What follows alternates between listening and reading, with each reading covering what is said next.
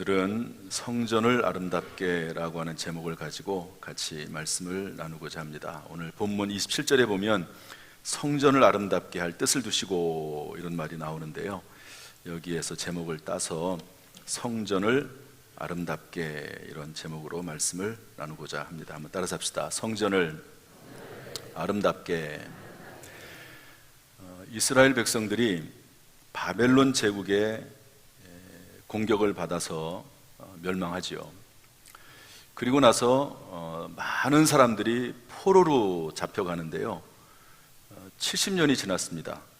하나님께서는 예레미야 선지자를 통해서 이미 말씀을 하셨거든요.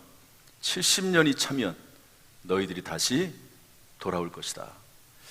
사람의 생각이나 사람의 뜻으로 될 수 없는 일이죠. 예언이라고 하는 것이. 근데 하나님께서 예레미야 선지자를 통해서 말씀을 하셨습니다. 이 바벨론 제국도 멸망을 합니다. 그리고 나서 고레스 왕이라고 하는 페르시아 왕이 일어나게 되는데요, 바벨론을 무너뜨리고 나서 그 원년에 이제 황제가 되지 않습니까? 원년에 참 희한하게도 이스라엘 백성들을 돌려보냅니다.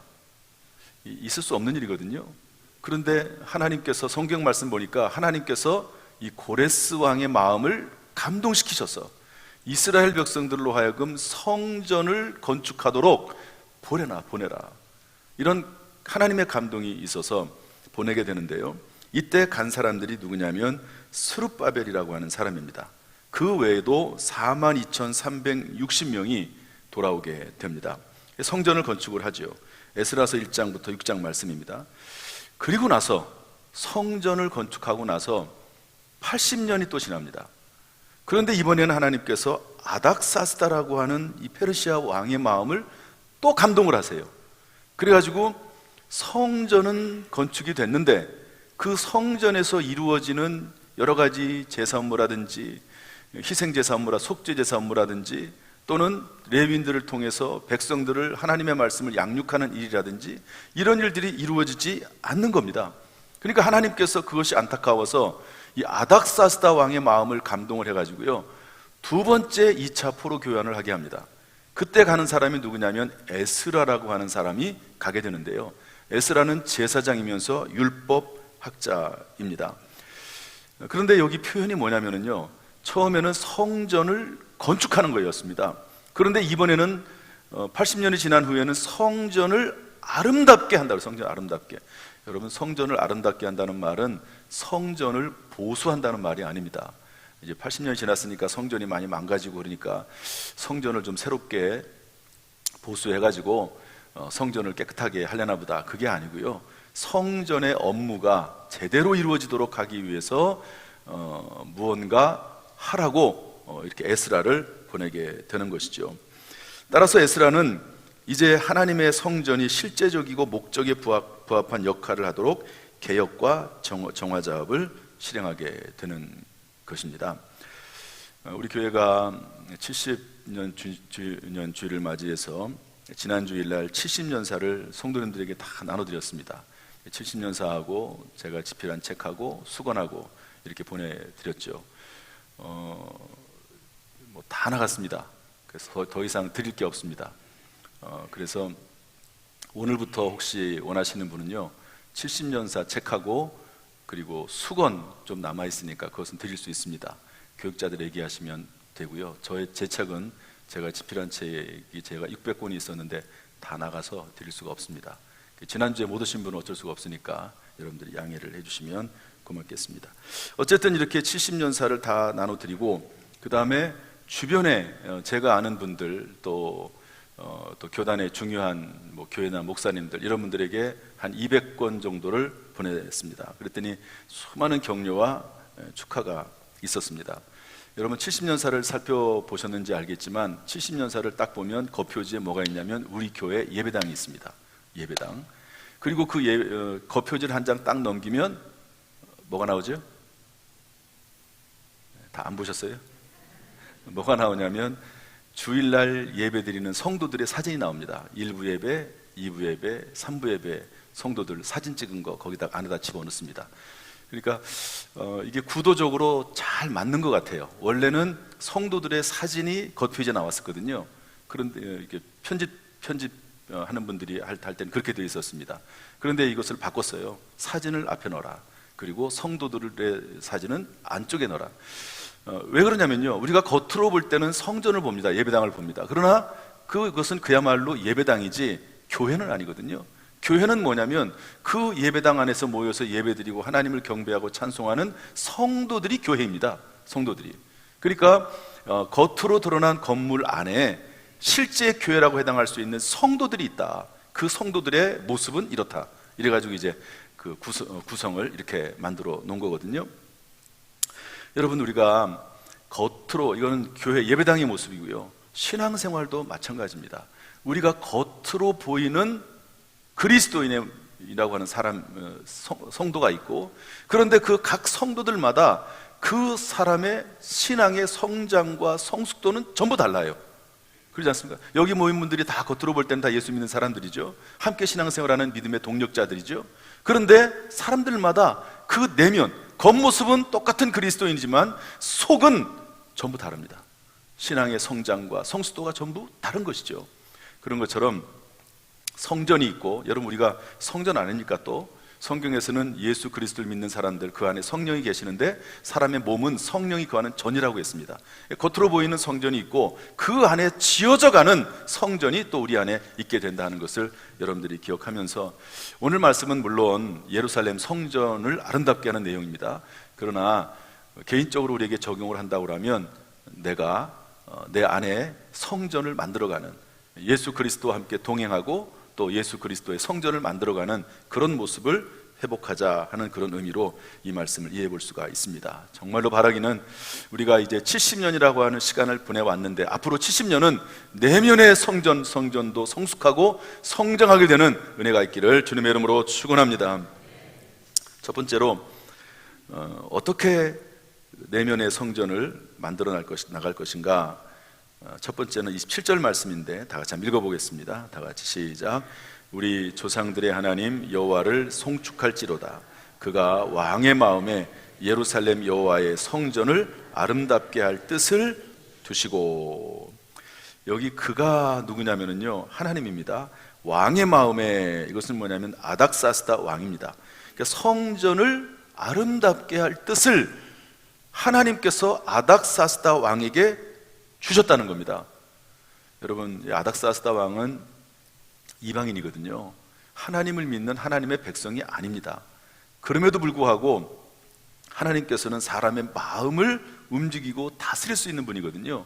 그러니까 그 사람의 왕의 마음을 움직여서 이제 건축된, 만들어진 그 성전이 제대로 돌아갈 수 있도록 아름답게 하는 역할을 왕을 활용해서 하시는 겁니다. 왜냐하면 에스라는 이 나라에서 일을 하는 사람이기 때문에 왕의 허락 없이는 갈 수가 없습니다. 그래서 여러분, 내면에 성전을 아름답게 하는 것은 먼저 마음이고요, 그리고 하나님은 먼저 사람의 마음을 움직이십니다. 한번 따라합시다. 하나님은 먼저 사람의 마음을 움직이신다. 그래서 빌립보서 2장 13절 말씀 보면 이렇게 되어 있습니다. 한번 읽어보겠습니다. 이 말씀은 빌립보서 2장 13절 시작. 너희 안에서 행하시는 이는 하나님이시니 자기의 기쁘신 뜻을 위하여 너희에게 소원을 두고 행하게 하시나니. 여기 성경 말씀에 분명히 너희 안에서 행하시는 이는 하나님이시니, 너희 안에서 행하시는 이는 하나님이시니, 하나님의 기쁘신 뜻을 위하여 우리에게 소원을 두고, 우리의 마음에 소원을 두고 일하시는 분이 하나님이시다는 것을 알 수가 있습니다. 여러분들은 지금 하나님께서 어떤 마음에 소원을 두시고 있습니까? 우리는 그 하나님의 소원, 하나님 내 마음에 주시는 소원에 민감할 줄 알아야 되거든요. 또 그리고 그것을 분별할 줄 알아야 됩니다. 여러분, 어떻게 하나님의 그 마음과 소원을, 주시는 소원을 분별할 수 있을까요? 이게 하나님의 마음인 것 같아, 하나님이 나에게 주시는 소원인 것 같아. 어떻게 분별할 수 있을까요? 그것은요, 하나님의 말씀, 성경 말씀을 부지런히 읽으면서 그 말씀을 이해해 나가는 삶을 살 때 알 수가 있습니다. 그리고 하나님의 인도하심과 하나님의 음성을 듣는 경험들이 있어야 됩니다. 제가 가끔 말씀드리는데, 여러분 전화하시잖아요. 요즘 뭐 핸드폰에 누가 전화가 딱 오면 거기에 딱 떠요. 그래가지고 그냥 누구다 그러면은 받고 싶을 때 받고 안 받고 싶을 때 안 받고 그럴 수 있지만, 옛날에는 그렇지 않았습니다. 전화기로 전화를 하면 누군지를 몰라요. 전화가 따르릉 와서 받았어요. 누군지 모르죠. 그런데 상대방에서 여보세요 라고 한마디 하면 그 사람이 누군지 아나요, 모르나요? 모를 수도 있고 알 수도 있죠. 그런데 평소에 통화를 많이 하고 그 음성을 들었던 사람의 목소리는요, 여보세요 라고 하는 순간 그 사람이 누군지 알아요. 평소에 음성을 들었거든요. 여러분 마찬가지입니다. 하나님의 음성인지 아닌지 어떻게 알 수 있을까요? 하나님이 내 마음에 감동하신 하나님의 소리인지 아닌지 어떻게 알 수 있을까요? 평소에 하나님의 음성을 들어야 됩니다. 평소에 하나님의 음성이 어떻게 들립니까? 평소에 하나님의 말씀을 읽어야 돼요. 그러면 이게 하나님의 말씀에 근거해서 이것이 하나님의 음성인지 아닌지를 금방 분별할 수 있습니다. 그런데 성경 말씀이 없어요. 그러면 깨닫지 못합니다. 자칫 잘못하면 오해합니다. 하나님의 말씀이 아닌데, 하나님의 음성이 아닌데, 하나님의 감동이 아닌데 하나님의 음성으로 잘못 알고 오해하고 실수할 때가 있습니다. 그래서 유명한 말이 있습니다. 반짝인다고 다 금은 아니다, 이런 말이 있거든요. 유명한 책 내용의 하나입니다. 그러니까 반짝 기도하다가 또 그리고 묵상을 하다가 뭐가 반짝 떠올랐어요. 그런데 이것이 하나님의 뜻인 줄 알고 오해할 수 있습니다. 반짝인다고 다 하나님의 뜻은 아니거든요. 이것이 어떻게 분별이 되냐면, 성경 말씀을 근거로 해서 평소에 성경을 읽고 묵상하고 경건의 시간을 갖다 보면 알 수 있습니다. 신앙생활을 10년, 20년 해도 성경을 한 번도 읽질 않았다. 어떻게 하나님의 음성을 분별합니까? 어떻게 하나님의 뜻인지 압니까? 그래서 우리는 하나님께서 우리의 마음을 통해서 일하시거든요. 마음을 통해서 마음을 분별해야 됩니다. 이전에도 제가 말씀드렸지만 유명한 조영기 목사님 돌아가셨죠. 이분은 설교하면서 하나님께서 이렇게 말씀하시다고 얘기를 자주 하세요. 어렸을 때 그 아들이 듣고, 우리 아빠는 하나님께서 직접 나타나셔가지고 말씀을 하나 보다. 그래가지고 아버지가 기도할 때 몰래 아버지가 기도하는 모습을 봤어요. 그리고 이제 아버지가 기도를 하고 나올 때 물어봤습니다. 아빠, 오늘도 하나님의 말씀하셨어요? 말씀하셨지. 아들이 뭐라고 하냐면, 하나님께서 나타나지 않으셨는데 뭐라고 말씀했냐고. 하나님의 음성도 없었다고, 하나님의 소리를 내신 것도 아니라고. 그럴 때 이 조영기 목사님이 했던 유명한 말이 있습니다. 하나님은 마음과 생각을 통해서 말씀하신단다. 물론 이제 하나님이 직접 음성을 통해서 말씀할 때도 있습니다. 그런 경우가 평생에 몇 차례 있습니다. 그런데 왜냐면 듣지 못할 때가 있어요. 사람이 듣지 못할 때가 막 이런저런 상황에서 듣지 못할 때가 있습니다. 그런데 하나님께서 그냥 놔두면 안 될 때가 있어요. 그러면 하나님께서 실제로 귀를 통해서 말씀하십니다. 그때는 위급한 때예요. 사실은 위급한 때입니다. 그러나 일반적인 것은요, 성경 말씀을 부지런히 읽고 깨닫고 묵상하고 그러다 보면요, 자연스럽게 하나님의 음성이 뭔지를 분별할 줄 알게 되는 것이죠. 여러분, 하나님의 음성을 들을 줄 아는, 마음을 통해서 말씀하신 하나님의 음성을 들을 줄 아는 그런 마음, 또 그런 하나님의 말씀에 대한 민감한 함, 이런 것들이 우리 가운데 있기를 주님의 이름으로 축원합니다. 축원합니다. 앞으로 70년은 이렇게 하나님의 말씀을 들을 수 있는 영적인 귀가 열려지기를 주님의 이름으로 축원합니다. 두 번째로요, 은혜인데요, 내적 성전을 아름답게 하기 위해서 하나님의 은혜가 필요한데, 우리 28절 말씀 전반부 읽어보겠습니다. 28절 전반부만 1절 시작.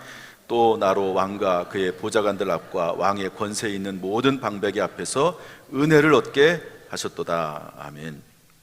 하나님은 이렇게 마음에 감동을 주시고요, 그 다음에는 실제적인 도움이 되도록 은혜를 베푸시는데, 이 내용이 뭐냐면요, 아닥사스다 왕이 에스라를 예루살렘으로 보내면서, 성전을 아름답게 할 목적으로 보내면서 사람들도 함께 가게 합니다. 그리고 은과 금을 다 가져가게 합니다. 밀과 포도주와 기름과 소금도 가져가라고 합니다. 빨리 하라고 합니다. 조공과 관세와 통행세를 받지 못하도록 합니다. 그리고 에스라에게 재판권을 줍니다. 그리고 만약에 이 모세의 이 에스라의 재판권에 불응하는 자는 성경에 8장 26절에 보면 뭐라고 되어 있냐면 죽이거나 귀양 보내거나 가산을 몰수하거나 감옥에 가둘 수 있도록 권한을 줍니다. 참 놀랍죠. 이게 하나님의 역사가 아니면 이런 일이 있을 수가 없습니다. 어떻게 하나님을 섬기지 않는 그런 왕이 에스라를 보내면서, 물론 이제 그런 건 있어요. 왕이 제국이기 때문에 여러 나라를 통치하거든요. 그런데 이제 이 페르시아 제국의 통치 방법 중에 하나는 그 나라의 정치, 경제, 사회, 문화 이런 것들을 어느 정도 인정을 합니다. 인정을 하는 그런 정치 정책을 피는 거죠. 그러니까 그런 면에 조금 이해가 되긴 하지만 이렇게까지는 아니거든요. 이 모든 것을 다 제공을 해라. 그리고 이 에스라의 말을 듣지 않으면 죽일 수 있도록 하는 이런 것까지 해서 보내는 것을 볼 수가 있습니다. 이것이 하나님의 은혜죠. 하나님의 뜻을 분별하고 하나님의 마음을 이해하고 하나님의 소원을 품고 그렇게 나아가면 하나님께서 은혜를 베풀어 주시어서 모든 것을 공급해 주신다는 것도 알 수가 있는 것입니다. 문제는 하나님의 뜻이 아니기 때문에 그런 거지, 하나님의 뜻대로 행하지 않는 것이 문제지, 여러분 하나님의 뜻대로 행하면 하나님께서 이 모든 것들을 공급해 주실 줄로 믿습니다. 그래서 학개 2장 8절 말씀 보면 은도 내 것이요 금도 내 것이라 만군의 여호와의 말이니라. 여러분 하나님께서는 모든 것을 공급할 수 있는 능력과 권세가 있는 줄로 믿습니다. 그러나 에스라는 길에서 적군을 막고 자신들을 도울 보병과 마병을 구하지는 않았습니다. 왜냐하면 22절 하반절에 보니까 이전에 아닥사스다 왕에게 뭐라고 말했냐면 하나님을 찾는 자들에겐 하나님께서 선을 베푸신다 이렇게 말을 했어요. 그런데 이런 것들은 왕이 그냥 임의로 준 거거든요. 임의로 한 건데 여기에 더 추가해가지고 우리가 그 먼 길을 갈 때 혹시 다른 나라 군대들이 우리를 해칠지 모르니까 마병을 주시고 보병을 주십시오 라고 요구할 수도 있거든요. 요구하지 않습니다. 왜 그러냐면 부끄러워서. 이전에 내가 하나님께서 다 지켜주신다고 했는데 왕에게 지금 준 것도 많은데 또 군사까지 요구하는 것은 살아계신 하나님을 믿는 사람으로서 부끄럽다고 생각을 했습니다. 요청하지 않아요. 에스라는 그렇지만 편안한 길을 가기 위해서 금식하며 기도합니다. 22절입니다. 응답을 받았습니다. 그리고 실제로 길에 매복한 사람들이 나타나게 되는데요, 하나님께서 구출해 주셨다고 31절에 기록을 하고 있습니다. 부끄러워할 줄 아는 신앙을 가지고 있었지요. 여러분, 저나 여러분이나 하나님의 이름에 먹칠하지 않도록 부끄러워할 줄 아는 그런 모습의 신앙생활이 70년 이후에 또 앞으로의 모든 삶 가운데 있기를 주님의 이름으로 축원합니다. 마지막 세 번째로 이 28절 하반절인데요, 우리 28절 다 한번 읽어보겠습니다. 시작. 또 나로 왕과 그의 보좌관들 앞과 왕의 권세에 있는 모든 방백의 앞에서 은혜를 얻게 하셨도다. 내 하나님 여호와의 손이 내 위에 있으므로 내가 힘을 얻어 이스라엘 중에 우두머리들을 모아 나와 함께 올라오게 하였노라. 그런데요, 잘 보세요. 하나님의 뜻 가운데 선한 목적과 소원이 생겼습니다. 왕을 통해서 받은 거죠. 그리고 나서 왕을 통해서 모든 것을 다 공급을 했습니다. 이제 왕이 이제 에스라가 올라가면 돼요. 그런데 에스라가 올라갈 때 혼자 올라가지 않고 여기 우두머리라고 되어 있는데요, 뒷부분에 가면 족장들 이렇게 되어 있습니다. 족장들과 함께 올라갑니다. 오늘날로 표현하면 리더들입니다. 그러니까 에스라가 최고 지도자죠.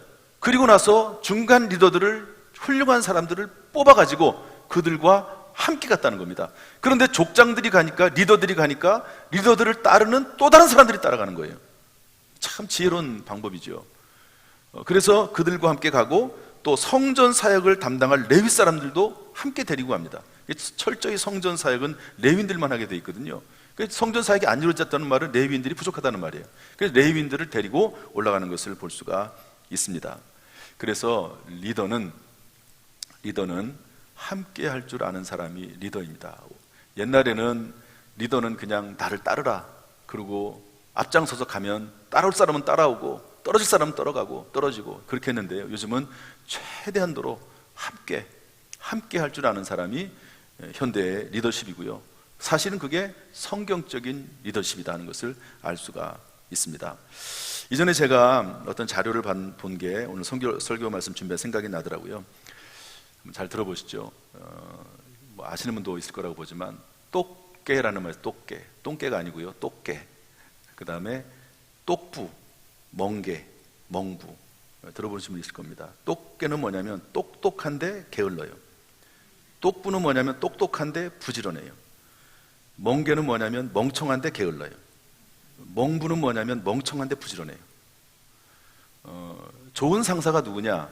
좋은 상사, 최악의 상사는 멍부예요. 멍청한데 부지런해요. 그러면요 실수가 많아. 자기가 피해를 입을 뿐만 아니라 부하들도 피해를 입어. 멍부예요. 멍청한데 부지런한 상사. 멍개는 좀 나아요. 멍청한데 게을러요. 멍청한데 아무것도 안 해. 그러니까 잘못될 일도 별로 없어. 그래도 괜찮아요. 똑부가 있어. 똑부. 똑똑한데 부지런해요. 피곤해요. 피곤해. 똑똑하니까 맞아. 부지런해가지고 막 이것저것 막 시켜. 따라가려면 힘들어. 똑부. 최선은 아니에요. 가장 좋은 상사가 누구냐면 똑개라고 합니다. 똑개. 똑똑한데 게을러요.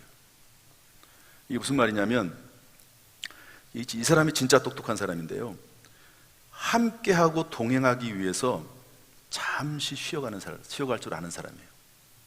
나는 이쪽 방향으로 갈 줄 알아야 돼요.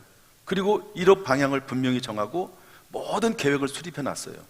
그런데 나를 따르는 사람들이, 함께 해야 될 사람들이 잘 이해를 못해. 그리고 아직 준비가 안 됐어. 그러면 기다리는 거예요. 한 템포 늦추고 한숨 쉬고 달릴 줄 아는 사람이 진짜 똑똑한 사람이다 하는 것을 얘기하는 어떤 분 글을 봤습니다. 여러분, 주일이 뭘까요? 주일은 한 템포 쉬는 거예요. 6일 동안 열심히 일하고 한 템포 쉬는 거예요. 하나님께서 그걸 기뻐하세요. 7일 동안 열심히 죽어라고 일을 하는 것 하나님이 기뻐하는 거 아니거든요. 한 번 쉬어라. 하나님과 영적으로 교제 나누는 시간을 가져라. 하루도 마찬가지입니다. 하루에 시간을 30분이 됐든 1시간이 됐든 하나님과 영적인 교제 시간을 나누라. 한 템포 쉴 줄 알고 한숨 쉬고 갈 줄 아는 것이 하나님이 기뻐하시는 일이다 하는 것을 알 수가 있습니다. 에스라가 최고 지도자로서 다른 지도자들과 함께 한 템포 늦추어서 함께 동행할 수 있는 그런 사람이었다 하는 것을 알 수 있습니다. 제가 우리 부교육자들에게 가끔 얘기합니다. 일을 너무 잘하려고 하지 마라. 함께 가는 것이 더 중요하다. 이런 얘기를 가끔 하거든요.